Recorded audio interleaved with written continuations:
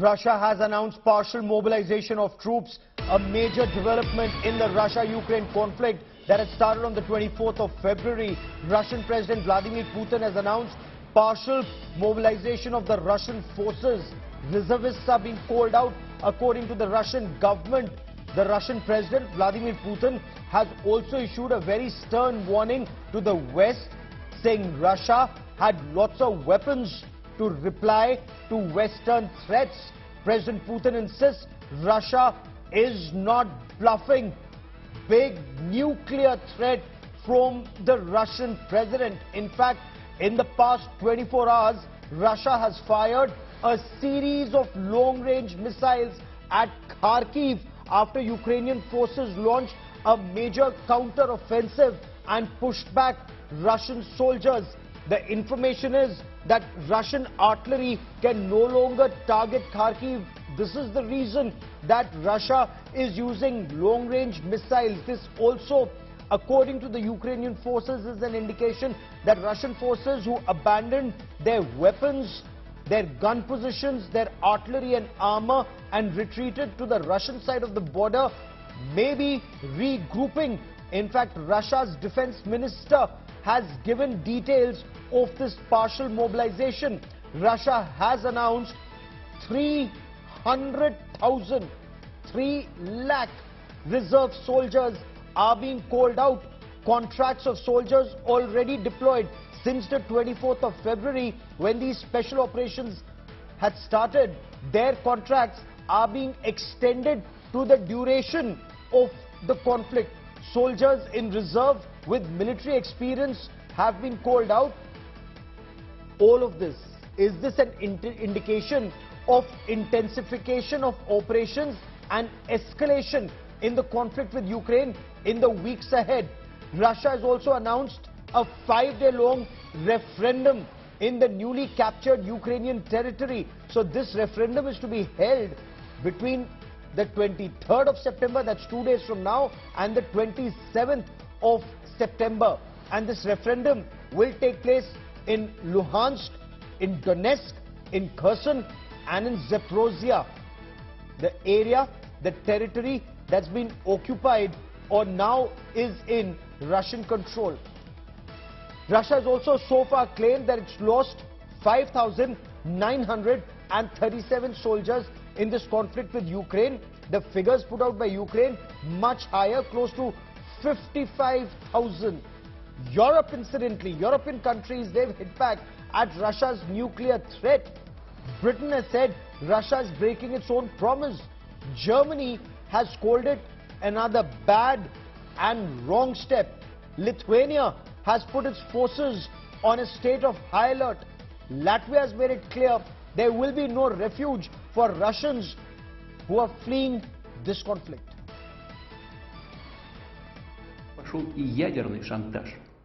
Even nuclear blackmail has come into play. We are talking not only about the shelling of the Zaporozhye nuclear power plant, encouraged by the West, which threatens to unleash a nuclear catastrophe, but also about statements by some high-ranking representatives of leading NATO countries on the possibility and admissibility of using weapons of mass destruction against Russia, nuclear weapons.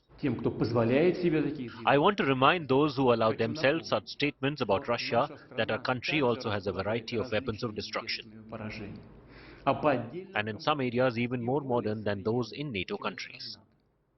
And if the territorial integrity of our country is threatened, we will without question use all the means at our disposal to protect Russia and our people. This is not a bluff. And those who try to blackmail us with nuclear weapons should know that the prevailing winds can also blow in their direction. It is time to implement the experience obtained at the annual strategic drills in practice. It is necessary to timely and thoroughly organize notifying the citizens, ramp up the measures to combat provocations and unlawful activities, as well as security of stations, notifying recruitment officers and collecting citizens. Mobilized citizens will have the status of servicemen serving under a contract and an appropriate level of monetary pay.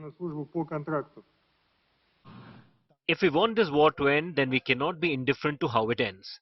Putin will only give up his war and his imperialist ambitions if he realizes that he cannot win.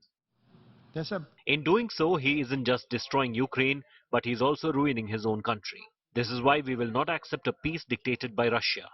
This is why we will not accept any pretentious referenda. And this is why Ukraine must be able to defend itself against Russia's invasion.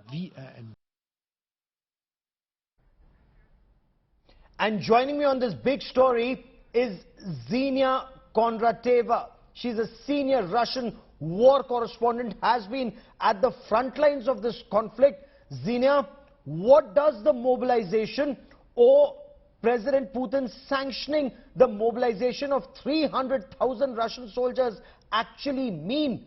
Where is this conflict headed, Ksenia?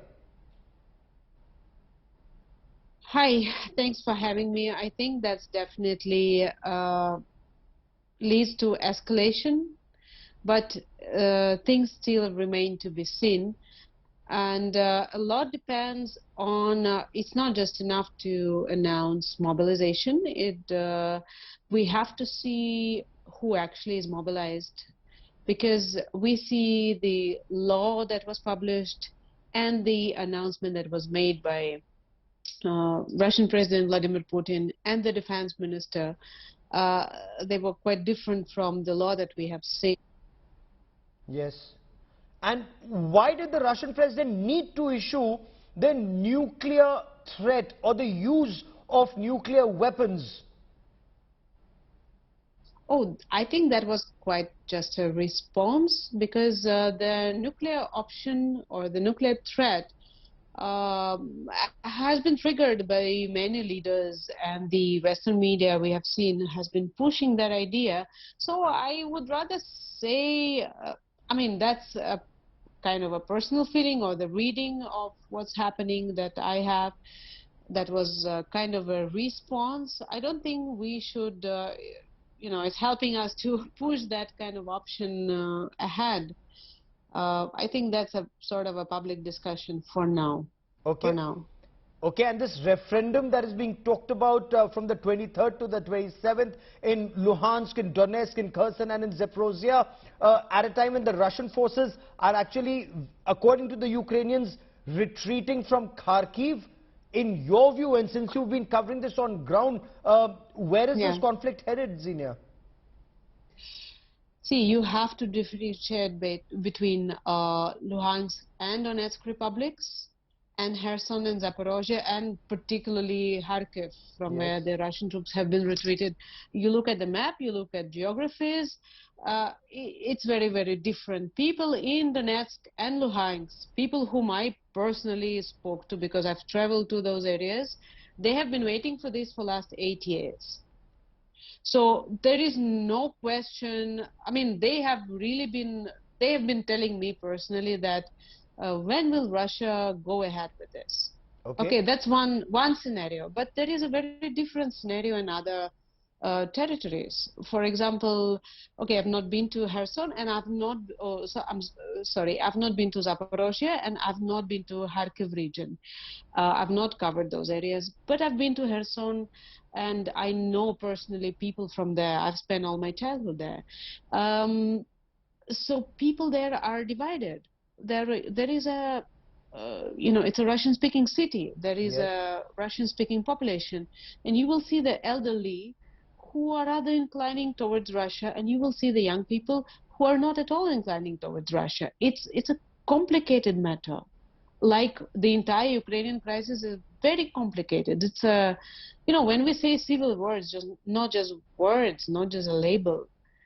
So, I mean, you have to differentiate, and when the Western, when the countries say that we will accept the results or we will not accept the results of these referendums, you have to really treat these events in a different matter, I believe.